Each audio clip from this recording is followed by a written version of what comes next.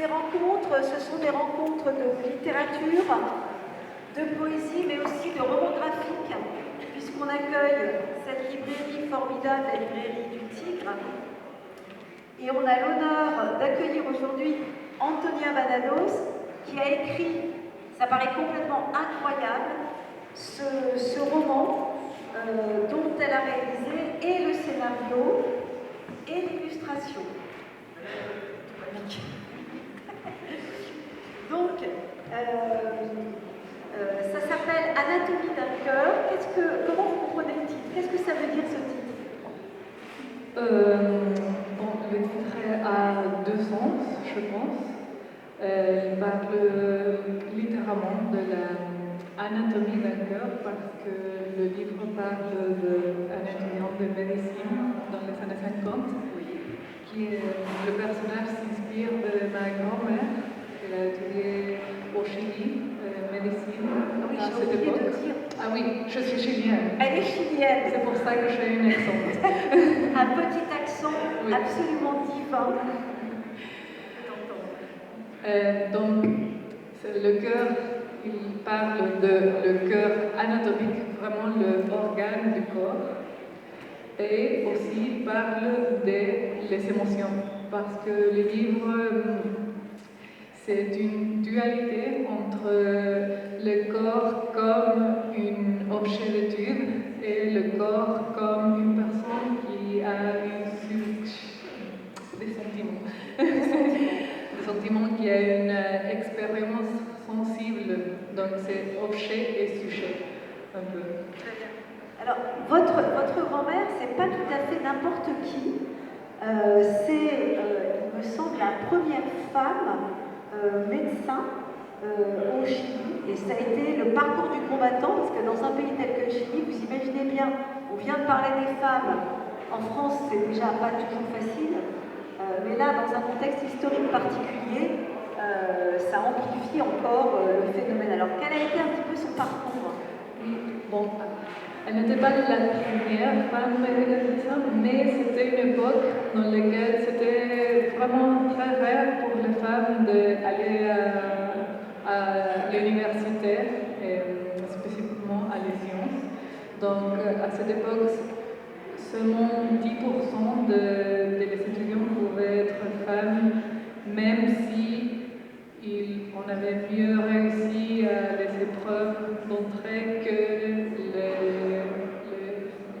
les hommes dans les mêmes épreuves. Oui. Et là, on voit d'ailleurs à quel point les femmes, même brillantes, je crois qu'elle arrive troisième. Oui, elle arrive troisième, après elle sort première. Et après elle sort première, donc on voit que c'est vraiment une personnalité extraordinaire. Et pourtant, les tout premiers mots qui lui sont adressés, dès qu'il va se passer quelque chose, on lui dit le président, enfin voilà, l'élompage des hommes qui ont le pouvoir depuis toujours, lui signale bien, on a peur que ce soit un peu compliqué pour une femme. Oui, parce qu'en fait, dans cette époque, il y avait cette pensée que les femmes arrivaient à l'université pour trouver un mari, pas vraiment pour étudier. Donc, il y avait cette pensée qu'en fait, elle occupait la place d'un bonhomme et sa famille, mais que ce n'était pas vraiment pour devenir un bon professionnel, mais pour trouver quelqu'un. Alors, à travers cette histoire, à travers l'histoire de votre grand-mère, évidemment, on fait une plongée dans l'histoire du Chili, qui est quand même une histoire violente, puisque des personnages peuvent disparaître. Alors, c'est un euphémisme, parce qu'évidemment, ces personnes sont tuées. Donc là, il y a aussi une dimension politique dans votre roman, avec l'histoire, l'histoire de votre grand-mère avec un petit H résonne avec l'histoire avec un grand H. Oui, tout à fait.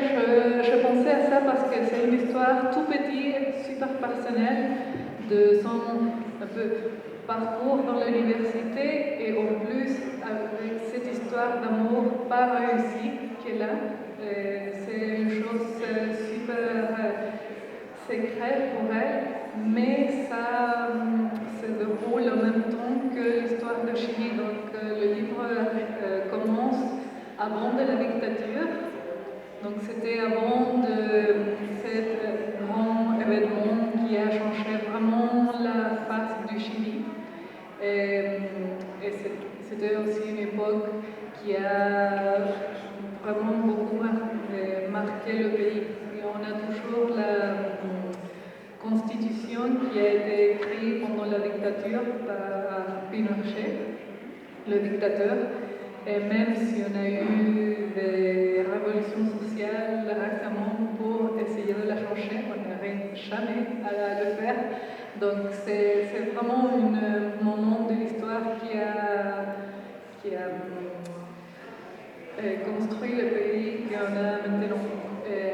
Donc ça commence avant et après, il se déroule pendant la dictature et après.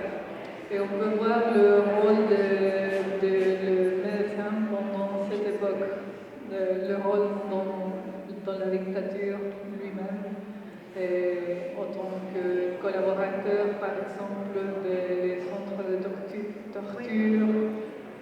Oui, ça c'est un sujet sur lequel je voulais parler aussi.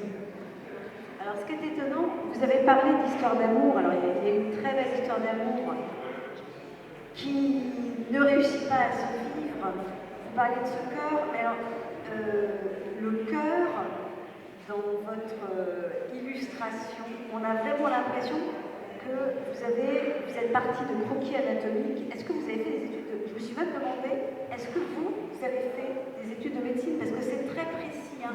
Là, vous comprenez vraiment comment fonctionne le corps humain. C'est très très bien. C'est un petit précis de médecine littéraire, on va dire. Voilà.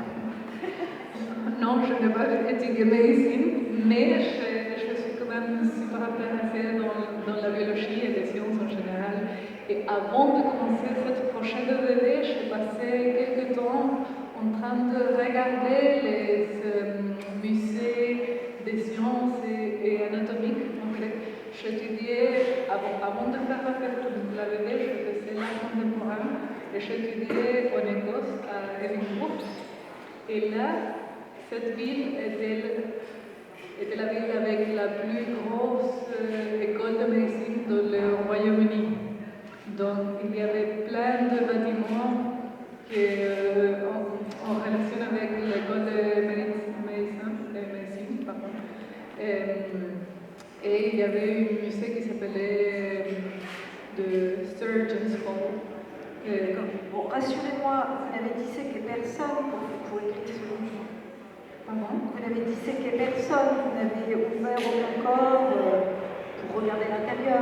Ah oui, non, je suis allée à l'Institut d'anatomie en plus pour J'ai peur. Oui, et ça paraît un peu au début du livre qu'il y a un personnage qui est un peu moi. Oui, pas le sujet qui ouvre le corps, mais il y a une personne qui va faire des enquêtes sur le corps humain à l'Institut d'anatomie. Et là, elle rencontre une personne qui lui montre un corps ouvert et tout ça. Et oui, cette situation. Juste, âme sensible, s'abstenir quand même. C'est parfois très très anatomique justement. Je crois que c'était le propos. Hein. Et vous êtes très proche du corps. On a par exemple de magnifiques coupes du cœur, du rein, enfin voilà. Mais ce qui est très très beau dans ce livre, c'est que, ben voilà, je voulais vous montrer. C'est un travail artistique absolument fantastique, avec une sensibilité à la fois dans la narration, dans l'aquarelle, qui est très poétique. C'est vraiment un très beau livre et je vous le conseille à la fois pour le lire et pour l'offrir parce que c'est vraiment un univers total. Hein. Il y a l'histoire du Chili, il y a l'amour, il y a ce dessin magnifique et ces petits schémas